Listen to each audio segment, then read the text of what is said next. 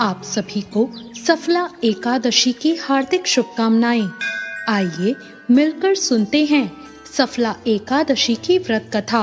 एक बार की बात है, धर्मराज युधिष्ठिर ने भगवान श्री कृष्ण से कहा, हे जनार्दन, मैंने मार्गशीर्ष शुक्ल एकादशी यानी कि मोक्षदा एकादशी का विस्तार से वर्णन सुना। अब आप कृपा करके मुझे पौष माह के कृष्ण पक्ष की एकादशी के विषय में भी बताएं।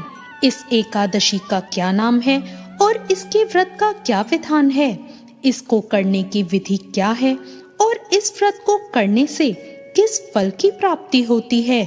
कृपया ये सब विधान पूर्वक कहिए। भगवान श्री कृष्ण ने कहा, पौष माह के कृष्ण पक्ष में आने वाली इस एकादशी को सफला एकादशी कहा जाता है।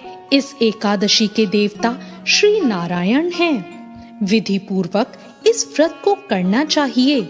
जिस प्रकार नागों में शेषनाग, पक्षियों में गरुड़ और सब ग्रह में चंद्रमा, यज्ञों में अश्वमेघ और देवताओं में भगवान विष्णु श्रेष्ठ हैं, उसी तरह सब व्रतों में एकादशी का व्रत श्रेष्ठ है। जो मनुष्य सदैव एकादशी का व्रत करते हैं वो मुझे परम प्रिय हैं। इसका महात्म मैं तुमसे कहता हूँ, ध्यान पूर्वक सुनो। भक्त वत्सल भगवान श्री कृष्ण कहने लगे, धर्मराज, मैं तुम्हारे स्नेह के कारण तुमसे कहता हूँ कि एकादशी व्रत के अतिरिक्त मैं अधिक से अधिक दक्षिणा पाने वाले यज्ञ से भी नहीं प्रसन्न होता। अतः इसे अत्यंत भक्ति और श्रद्धा से युक्त होकर करना चाहिए। हे राजन, इस एकादशी का महात्म अब तुम एकाग्रचित होकर सुनो।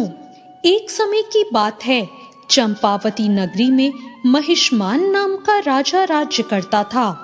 उसके 4 पुत्र थे।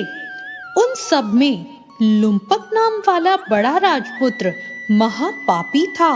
वो पापी हमेशा पर स्त्री और वैश्यागमन और दूसरे बुरे कामों में भी अपने पिता का धन नष्ट किया करता। वो हमेशा देवता, ब्राह्मण, वैष्णवों की निंदा किया करता। जब राजा को अपने बड़े पुत्र के ऐसे कुकर्मों का पता चला तो उन्होंने उसे अपने राज्य से निकाल दिया। तब वो विचार करने लगा कि अब मैं कहाँ जाऊं और क्या करूं। अंत में उसने चोरी करने का निश्चय किया।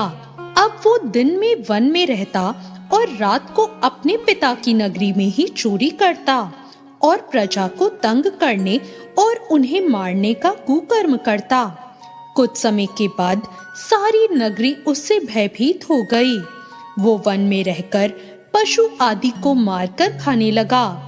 नागरिक और राज्य के कर्मचारी उसे पकड़ लेते, लेकिन राजा के भय से कि ये राजा का पुत्र है, उसे छोड़ देते। वन में एक अति प्राचीन विशाल पीपल का वृक्ष था। लोग उसकी भगवान के समान पूजा किया करते थे। उसी वृक्ष के नीचे वो महापापी लुम्पक रहा करता था। इस वन को लोग देवताओं का क्रीड़ा स्थल मानते थे। कुछ समय के बाद पौष कृष्ण पक्ष की दशमी के दिन वो वस्त्रहीन होने के कारण शीत के चलते सारी रात सो नहीं सका। उसके हाथ पैर ठंड से अकड़ गए। सूर्योदय होते होते वो मूर्छित हो गया और दूसरे दिन एकादशी को मध्याह्न के समय सूर्य की गर्मी पाकर उसकी मूर्छा दूर हुई। गिरता पड़ता वो भोजन की तलाश में निकल पड़ा। पशुओं को मारने में उस दिन वो समर्थ नहीं था, इसलिए पेड़ों के नीचे गिरे हुए फल उठाकर वापस उसी पीपल वृक्ष के नीचे आ गया। उस समय तक भगवान सूर्य अस्त हो चुके थे। अब वो वृक्ष के नीचे फल रखकर कहने लगा, हे भगवान, अब आपके ही अर्पण हैं ये फल, आप ही तृप्त हो जाइए। उस रात्रि को दुख के कारण रात्रि को भी उसे नींद नहीं आई।